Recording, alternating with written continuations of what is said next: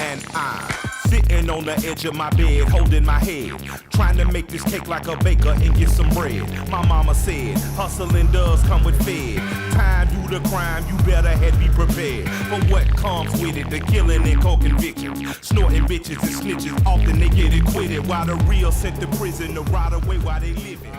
We're going to turn the mic over to, I guess, the floor. I'm sure some people here, some fans are in the room, probably have a couple questions for you if you're cool with that. Okay, I'm sorry for sweating too. I was running a little bit to be on time. So I don't want to have that rapper bag. I'm just going to get my Montel Williams on and I'll come around with the microphone. So if you guys got a question, fire away, hand up, I'll come over to you. Good?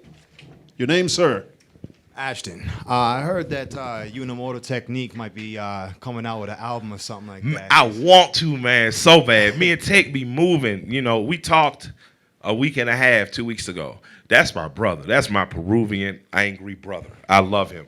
And we really want to, but I can't do it through the internet. I can't do it sending tracks back. I'm going to have to sit in a room with him. So, I mean, before it's over, you're going to hear that. I think what we have to accomplish first, because crazy, I woke up on Twitter and a kid was tweeting out my verse from Civil War. I think what Tech and I have not done enough of and what we need to do enough of this year or next year is just make more records together for you guys. And I promise you we'll do that. In the back, Rob. Yeah, so we all know you've had the chance, like you said, to work with a lot of your idols, and you've worked with so many different producers, like young dudes from the South, legends like OutKast. You worked with No ID. You worked with LP. What's the process like for when you're in the studio with different producers? Do you have the same kind of vibe? I just have marijuana. I'm gonna be very honest with you guys. I'm not a hard person to work with, man. You know, just get me a zip of some good kush and some good beats, and good shit's gonna happen. Like even without the kush, good shit's gonna happen. I'm just like right here. You see Killer Mike, this kid. He's an OG in the game. He's won Grammys and shit. Man, I promise you, I'm just a 12-year-old kid. Like these are the shoes I wore at 12. These are the polo socks. These are the shorts. This is the sweatshirt. I wore all this shit the last 20, 30 years of my life. So for me, I just try to stay that. I never allow myself, like I don't have to walk in the studio and take my chain off. You know what I mean? I'll wear the chain during the show maybe, but when I'm in the studio, I'm just in there in a fucking t-shirt and some sneakers, and I love the beat, and I'm going to walk to that microphone because I wait for the beat to tell me what to do. But when No ID and I are in the studio, we just talk mostly. We go back and forth and debate shit and argue, and in the last hour, he's like, you got to do this song right, So for me, man, it's pretty easy. I just find the beats I like, and I stand up and I say what's in my heart. Always in the studio, never someone sending you beats. You're always in the lab with the producer. No, I get beats sent. I just prefer being in the lab. I do get beats sent. Like there are young kids like Smith and Cash, and that's the reason I was so serious about the Pledge series and what brought me here.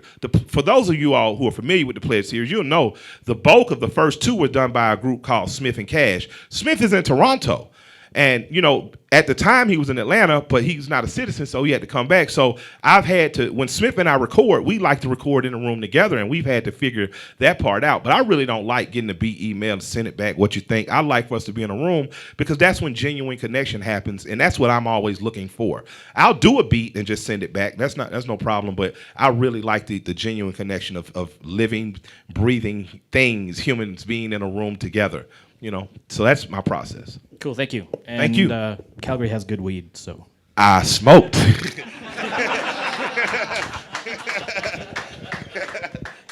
Next.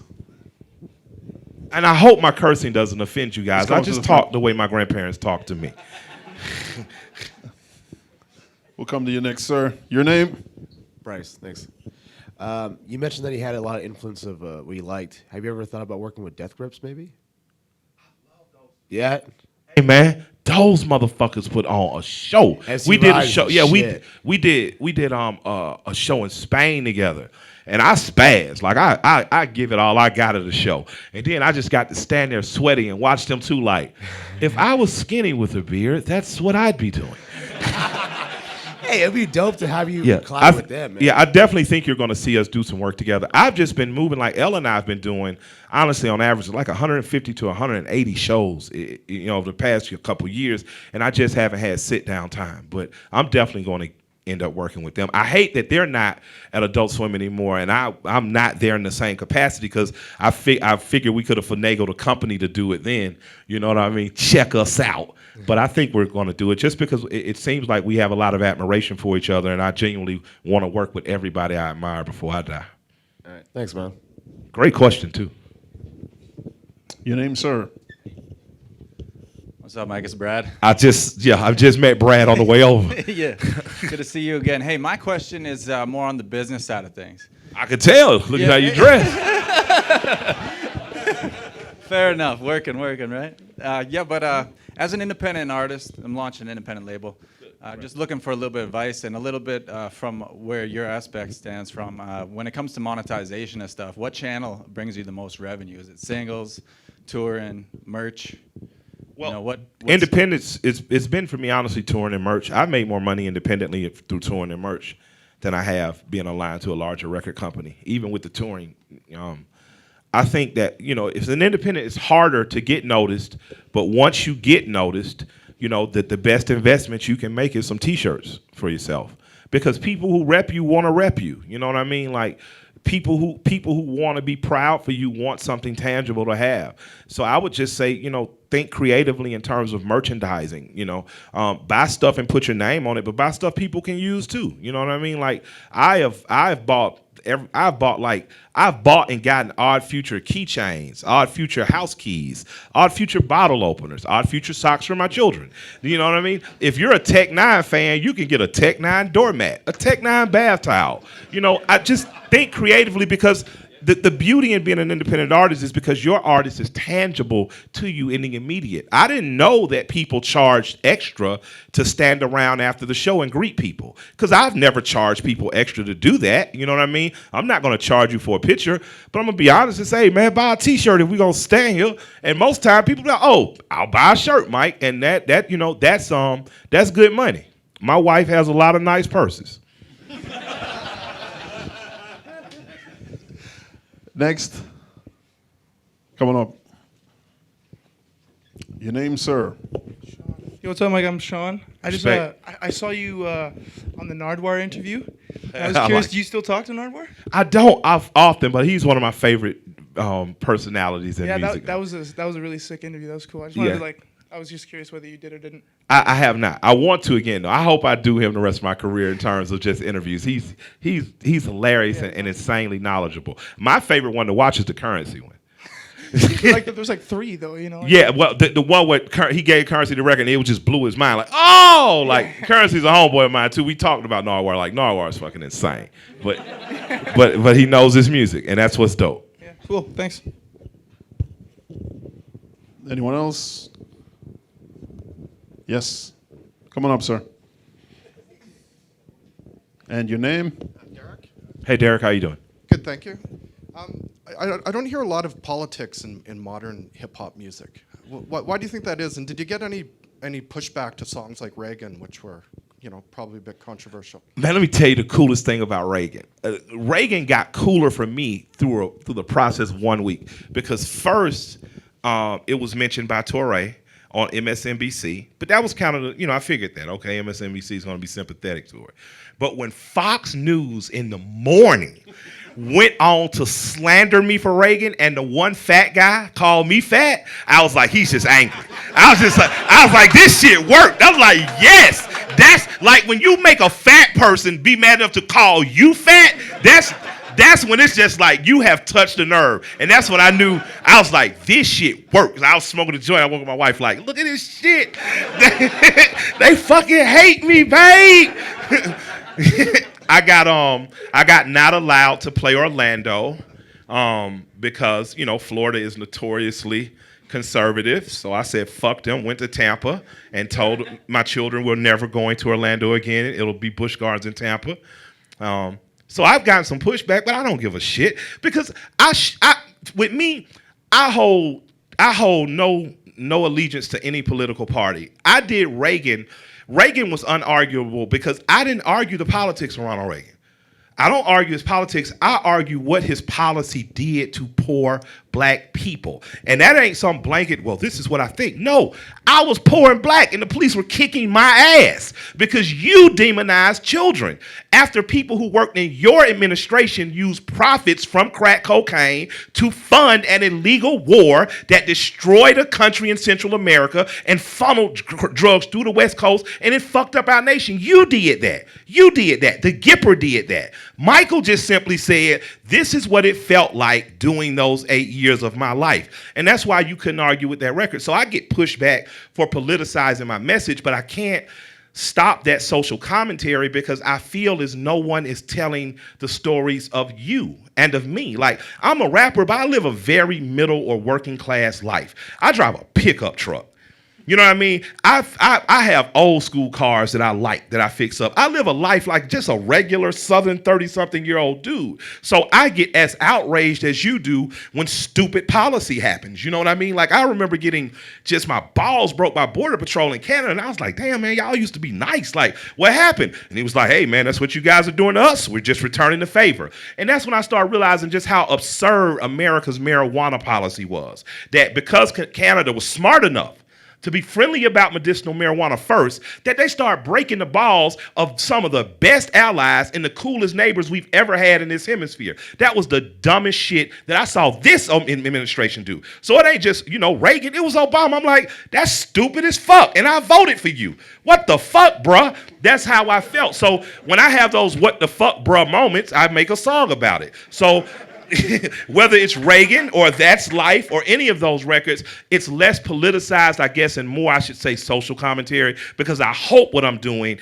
is venting or voicing a little bit of what everyone in this room feels at some point. And then afterwards, we're free to party and have fun, because if nothing else, we've gotten it off our chest. But I just like to say, it's really time we stop voting stupid people in.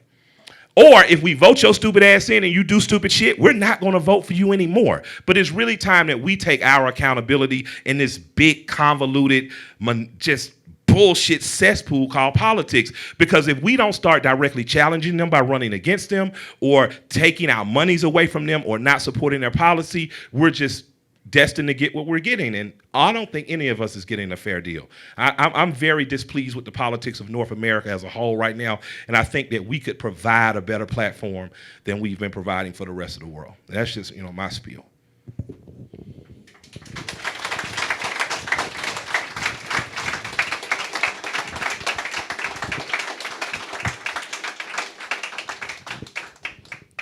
Well, I know you got a full day ahead of you. We don't take up too much more time. I'll take probably a couple more questions if there are any. I mean, I'll take as many questions as there are. I don't really mind. So just let me know. Okay, so just buy a shirt after. Anyone else? In the back? You gotta come back up to the front.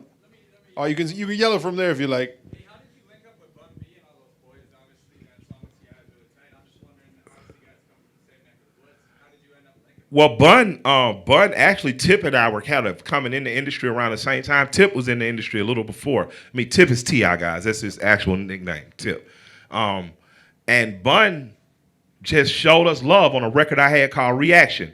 Bun was just like, I like that record. I'm going to give you a verse for it. And I was like, oh, my God. Oh, shit. And they wanted to put someone else on the record, the company, and I fought to get Tip on the record, and that was the first time that me, Tip, and Bun collabed. Tip and I grew up pretty much in the same neighborhood.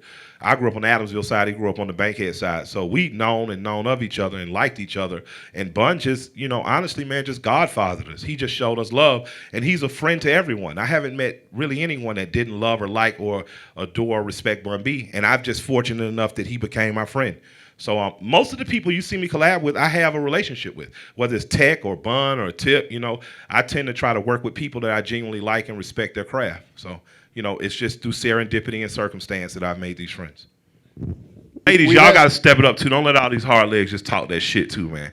I got a daughter. She said I need to brush up on my feminism skills. I got a little 16-year-old feminist. So one of y'all, please just say something, because I don't want to hear her talk shit.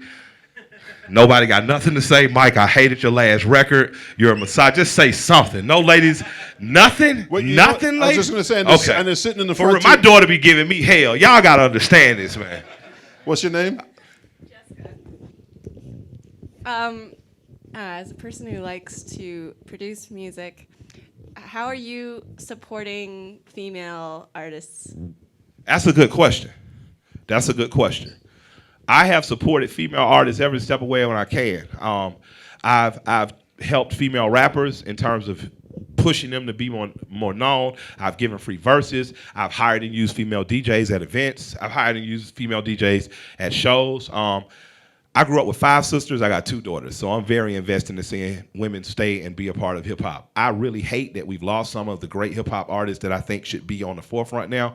I'm still waiting around for Lauryn Hill's second Miseducation album. I think the game needs that. With that said, I'm a huge fan of Nicki, and I think she's one of the illest fucking rappers on the face of the earth right now. I hate we might have just lost Eve to marriage, because if I married a billionaire, I wouldn't rap a goddamn thing else. But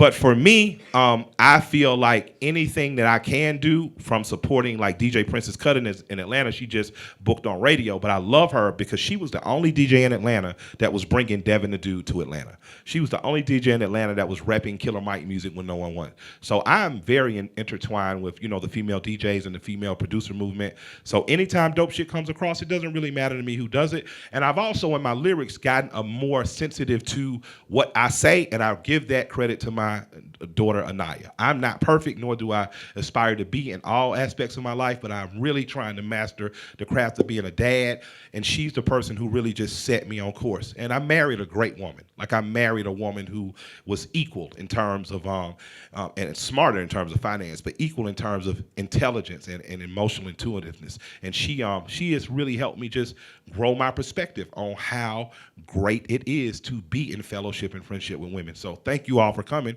Thank you for being a part of hip hop, and I hope I have not disappointed my wife or daughter.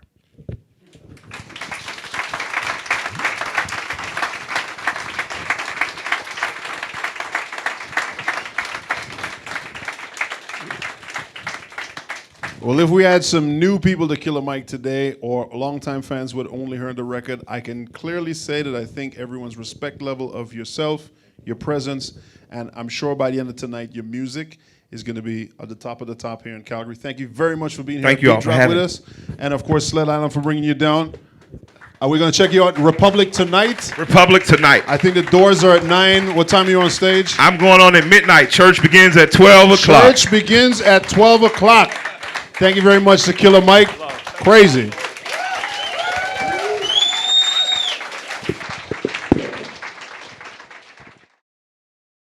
I'll be just trying to convince people that feeling's still out there. Right. They just gotta look. Exactly. You know what I mean? Like, if you say that, someone said that, I can't remember, but they said, if you ever hear someone say, music isn't what they, like how they used to make it, or this is what we used to do back in the day, or whatever, basically that just means that person became lazy. Yeah, And exactly. then, I've said that before. Yeah. You got lazy. You got old. But I feel, because if you like 3 6 Mafia 20 years ago, you can't tell me you don't like Space Ghost Perk now. Seriously. If you like screw music from 10, 15 years ago, there's no way you can tell me you don't understand or like the ASAP music. So, I just say, man, keep hunting for dope shit. Seriously. So if y'all get dope shit, that's my email. Thank you guys so much. Appreciate it.